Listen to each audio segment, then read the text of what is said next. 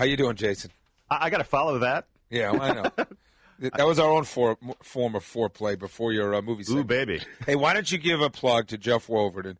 Because we were talking off the air. Yes. Every dad can relate to this. You had a great night last night, right? Yeah, I'm allowed to brag on my 10-year-old son. My 10-year-old son is a pitcher in baseball over at NYO, and he'd been struggling this season a little bit. A couple weeks ago, Wolverton came out and gave him a pitching and batting lesson.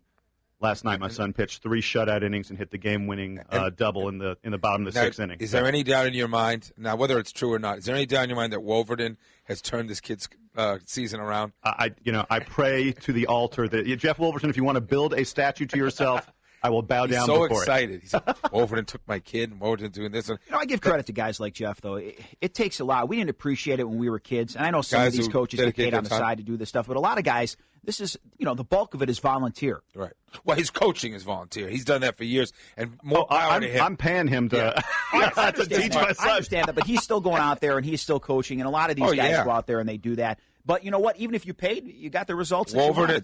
Good for Jeff. He's a bargain, too. He's a legend over there. He really is. He's great. I pay Jeff in sandwiches. What's that? Yeah, when he's going to start working with my son, I'm going to pay him in sandwiches. Oh, that's cool. Yeah, making a nice cup of cold while you're at it. All right, Iron Man 2, you saw it. It's a huge hype film. Of course it's going to be huge. I mean, look, the last Iron Man made over almost $320 million domestically, over $500 million worldwide. This one actually opened overseas. Nice theme music, by the way. It opened overseas before it opened here in the U.S. It's been opened overseas for about a week.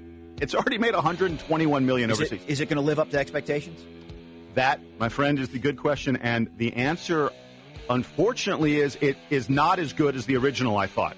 It feels a little more forced. The whole first half of the movie, they're sort of trying to make Tony Stark, Robert Downey Jr., I don't want to say they want to make him into a bad guy, but he's not very sympathetic. He acts like a jerk. Now, in this movie, he is, unlike Superman and Batman, everybody knows that he's Iron Man. Right, that's the theme from the very beginning. The very opening of the movie is he's doing a press conference and he announces to the world, yes, I am Iron Man. And then a lot of the first half of the movie is the government trying to take the Iron Man armor from him because they want to keep it. And he says, no, I'm protecting the world. And Mickey I'm doing Rourke it myself. is a villain in this. He's a Russian bad guy. Correct? Ivan Vanko is Mickey Rourke. He's really great. He apparently went to a Russian prison to do his research for this role. He insisted on like half the characters' lines being in Russian. He's very authentic. The great thing about Iron Man, the original, I thought, was the lead-up. It was just a great lead-up story, really clever. They got to Iron Man in a really interesting way. Yeah, we got none of that in this one, unfortunately. Lots of good action sequences. Look, this is a good movie. It's an enjoyable movie.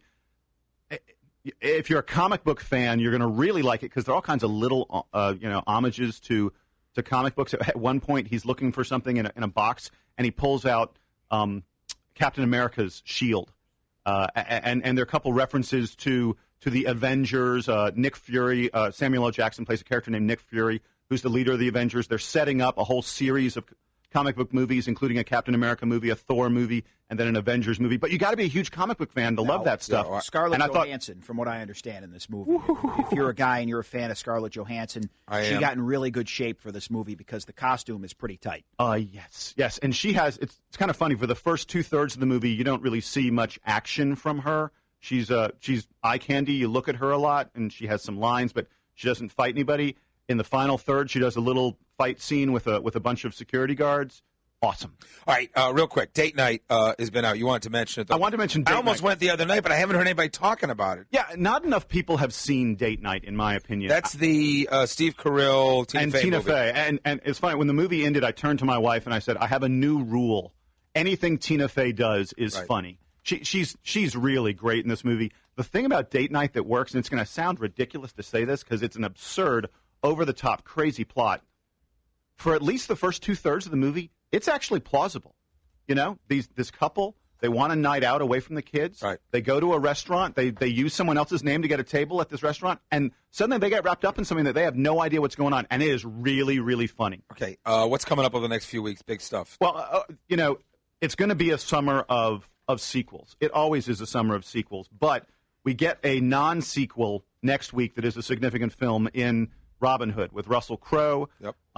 It's sort of a gritty telling of Robin Hood. It's not going to be, laughing and merriment and such. Right.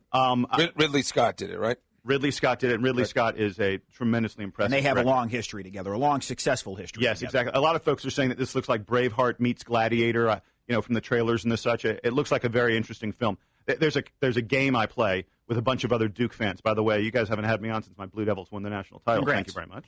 But a game I play with a bunch of other Duke fans where we try and predict the top 5 movies of the summer every year. Sounds like something a bunch of Duke guys would do. Yeah, you guys are nuts, Jason Evans. Slow down a little bit. Anyway, Robin Hood is one of the films that a lot of folks are saying is going to be one of the top 5 of the summer. The other ones are going to, Iron Man 2, Shrek 4, Toy Story 3, the third Twilight film that every girl under the age of 20 has to see 15 times. Those are locks. And a lot of people think Robin Hood will be the 5th of the big movies of the summer. I kind of like a film called Inception. It's coming out in July with Leonardo DiCaprio and Christopher Nolan, the director of both of the recent Batman films, including Dark Knight. It's going to be a science fiction film about invading people's dreams. I think it could be awesome. Jason, what about this movie with Stallone and everybody else in it? Arnold Schwarzenegger has a cameo. The Replacements, I think it's called? Yes. I'm very interested in seeing that as well. I don't know how all these sort of aged action stars are going to play. Stallone's recent forays have not been huge box office successes. And Arnold, of course, hasn't been in a film in ages, even though Jason Statham's in it. Some younger guys are in it. Yes, exactly. It looks like an interesting film. Right. I like the idea of getting a bunch of these recognizable stars and just doing a good old-fashioned action flick. It could be really good. All right, how many Blue Devils? 1 to 4 for Iron Man. How many Blue Devils? Huh? On a scale of 1 to 4? Yeah.